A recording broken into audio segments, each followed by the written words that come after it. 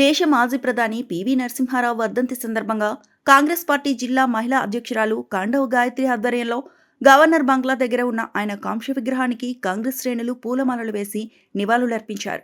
ఈ సందర్భంగా నాయకులు ఆయన పాలన దక్షతను, దేశాన్ని ఆర్థిక సంస్కరణలతో పరుగులు పెట్టించిన విధానాన్ని కొనియాడారు. పివి బహుభాషా కోవిడని అన్నారు. ఈ కార్యక్రమంలో తూర్పుగోదావరి ఇన్ఛార్జ్ ప్రియాంక దండి, దక్షిణ నియోజకవర్గ ఇన్ఛార్జ్ కెవి సూర్యనారాయణ, సీనియర్ నాయకులు కస్తూరి వెంకట్రావు, గుర్రం కనకరాజు, భోగవరపు శ్రీనివాస్ తదితరులు పాల్గొన్నారు. ఇప్పుడు పెద్దలు మాట్లాడినట్టుగా ఆయన ముఖ్యమంత్రిగా ఉండనివ్వండి, ఏదైతే ల్యాండ్ రిఫార్మ్స్ తీసుకొచ్చారో ఆయన సొంత భూముల్నే ప్రభుత్వానికి ఇచ్చేయడానికి కూడా ఆయన సిద్ధమయ్యి చేసిన విధానం. అదేవిధంగా 91లో ఆయన ఎప్పుడైతే ప్రైమ్ మినిస్టర్ అయ్యారో ఆ తర్వాత ఫైనాన్షియల్ రిఫార్మ్స్ మనం చెప్పాలంటే పివి గారు ముందు, పివి గారు తర్వాత, ప్రైమ్ మినిస్టర్ తర్వాత అని చెప్పుకోవచ్చు. ఈ రోజుకి ఆయన ఏదైతే అడుగులు వేశారో ఆ అడుగుల్లోనే ఈరోజు మొత్తం ఫైనాన్షియల్ రిఫార్మ్స్ అన్నీ ముందుకెళ్తున్నాయి. ఎఫ్డిఐ ఇంట్రడ్యూస్ చేయడం కానీ, మొత్తం రెడ్ టేప్ తీసేసి ఒక డెమోక్రటికల్గా ముందుకెళ్లే విధంగా చేయడం కానీ, ఇలాగ అనేక సంస్కరణలు.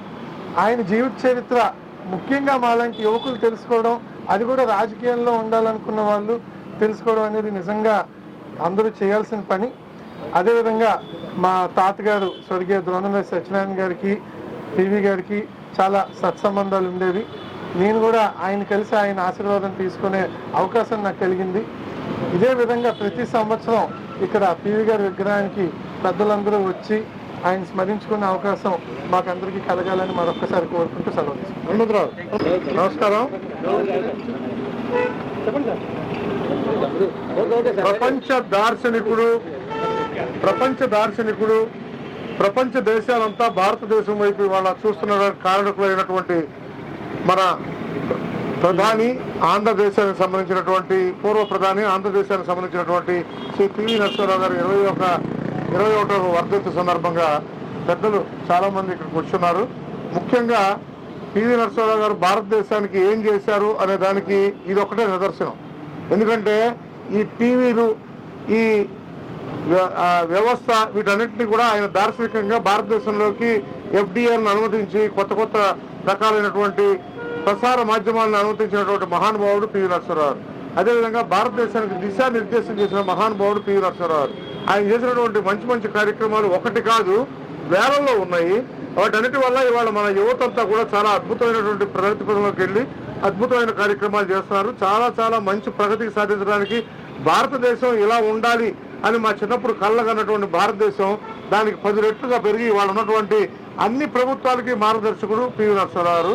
ఇవాళ కాంగ్రెస్ కాదు, టీడీపీ కాదు, బీజేపీ కాదు, అన్నిటికీ కూడా ఇవాళ ప్రతి పార్టీకి, అంటే మనం రాష్ట్రంలో ఉన్నాం కాబట్టి టీడీపీ గురించి చెప్పుకున్నాం, కానీ దేశంలో ఉన్నటువంటి అన్ని పార్టీలకి మార్గదర్శకుడు పివి నరసింహారావు గారుగా వ్యవహరించవచ్చు. ఆయన చేసినటువంటి మంచి కార్యక్రమాల వల్లే దేశం ఇవాళ ప్రగతి పదంలోకి వెళ్తుంది. వారు ఎంతకాలం బతుకున్నారు అనే దానికంటే కూడా ఎంతకాలం వారిని స్మరించుకున్నాం అనే విషయాన్ని మనం గుర్తుంచుకోవాలి. అందువల్ల పివి నరసింహారావు గారిని ప్రతి ఒక్కళ్ళు, ప్రతి ఇంట్లో, ప్రతి వాళ్ళు చూడటానికి అవకాశం కల్పించే విధంగా ఇవాళ మంచి కార్యక్రమాలు వస్తున్నాయి. ప్రతి ఒక్కళ్ళు వారి యొక్క జీవితాన్ని ఆదర్శంగా తీసుకుని ముందుకు వెళ్లాల్సిందిగా ప్రతి ఒక్కరికి తెలియజేసుకున్నాం. ధన్యవాదాలు.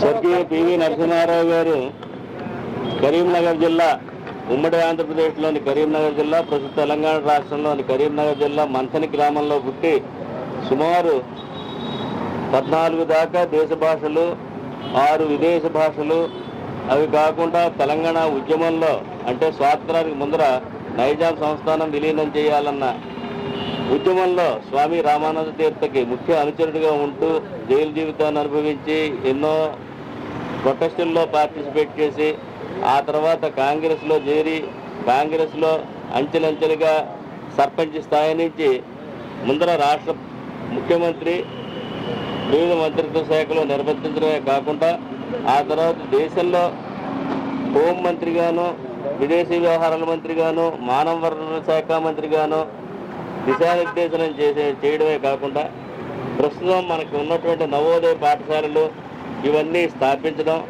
వారికి వ్యక్తిగతంగా ఉన్నటువంటి 6,000 ఎకరాలని ప్రభుత్వపరం చేసి భూపరిమితి చట్టాన్ని వారి కాలంలో తీసుకురావడం, ఆ తర్వాత అర్బన్ ల్యాండ్ సీలింగ్ యాక్ట్ కూడా వారే రూపకల్పన చేసి కేంద్ర ప్రభుత్వానికి వివిధ రాష్ట్రాలు వాటి హక్కుల్ని దఖలుపరిచేలా చేసి పట్టణ ప్రాంతాల్లో ఉన్నటువంటి పేద ప్రజలందరికీ కూడా ఇవాళ ఈ స్లమ్ డెవలప్మెంట్ కార్యక్రమాలు ఇవన్నిటికీ కూడా నాంది పలికినటువంటి వారు పివి నరసింహారావు గారు.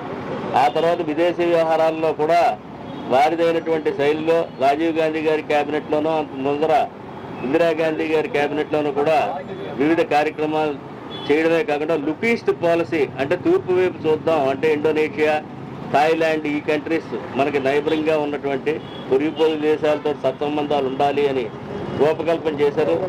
దాన్ని తర్వాత వచ్చినటువంటి అటల్ బిహారీ వాజ్పేయి గారు, ప్రస్తుతం ఉన్నటువంటి మన ప్రధానమంత్రి గౌరవనీయులు శ్రీ నరేంద్ర మోడీ గారు కూడా తూచా తప్పకుండా పాటించడమే కాకుండా వారు తీసుకొచ్చినటువంటి ఆర్థిక సంస్కరణలు ప్రస్తుతం దేశంలో అన్ని రాజకీయ పార్టీలు ముక్తకంఠంతో ఇన్నేళ్ల తర్వాత కూడా కొనసాగించడం అనేది వారి యొక్క దార్శనికతకి నిదర్శనం. వారిని మనం సంస్మరించుకోవడం ఈ సందర్భంగా ఎంతో సముచితం. ప్రజలందరూ కూడా వారి జీవితాన్ని ఆదర్శంగా తీసుకుని ఒక దిశానిర్దేశనం చేసేలాగా ఉండాలి అని చెప్పి, దేశానికి ఒక సూచికలా ఉండాలి అని చెప్పి మేము కోరుకుంటున్నాం. KV Ramamurthy, advocate, Visakhapatnam.